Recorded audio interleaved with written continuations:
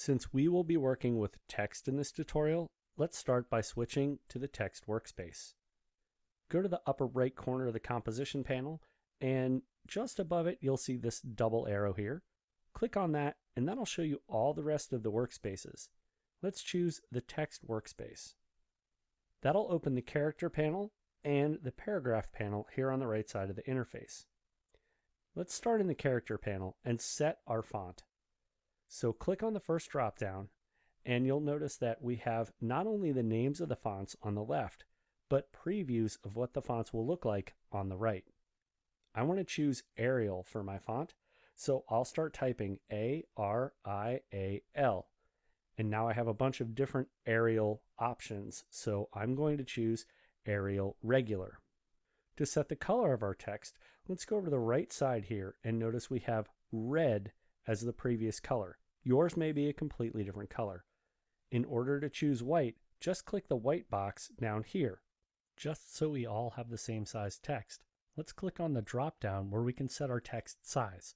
I'm going to choose 60px. Lastly, go to the paragraph panel and make sure that the text is center justified because we want the text to be centered underneath of our main text here in the composition panel.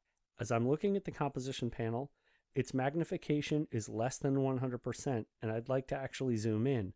So I'll go to the lower left corner, click on the magnification drop down and change that to 100%. Now to add text into the scene, let's go to the tool panel in the upper left corner and click on the T for the text, and then we'll hover underneath the word Lanikas and then click towards the middle here, and let's add the words custom, close, and then press return to go to the next line, and we'll add the line since 1965.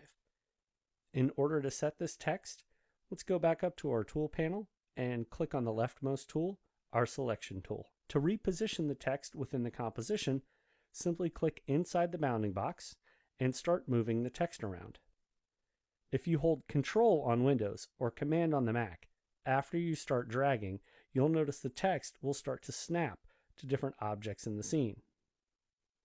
Now, I'm going to let go of my mouse and the Control key because I'm going to move my mouse right over the center section of the words here. That way, when I click and drag and then start to hold Control on Windows or Command on the Mac, that signifies that I want to snap the center of these words to the center of the different objects in the scene. So notice when it looks like this, then you can go ahead and let go with your mouse and let go of the Control key. Let's make our text all caps. Go to the bottom of the character panel and you'll see a graphic representation of all caps here with these double T's. Go ahead and click on that button and that'll make the text all caps. To customize the different lines of type within one single text layer, go down to the timeline and double-click on the T icon just to the left of the name of the layer. Once we double-click, we'll see the text is now highlighted in the composition panel. And when I hover my mouse over the words, I get the I bar, which means I can edit that area of the text.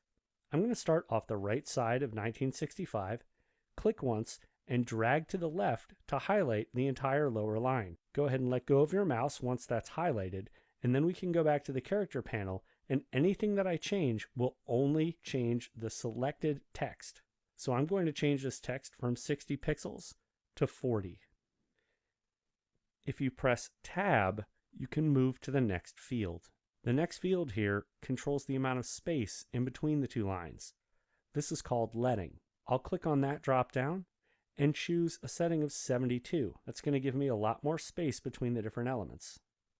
Let's hover back over our text again so we get the I bar and start on the right side for close and click and drag to highlight back to the left.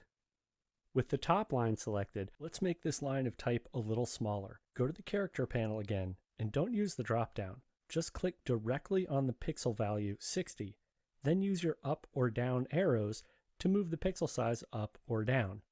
This is a great way to make fine adjustments to your type layout.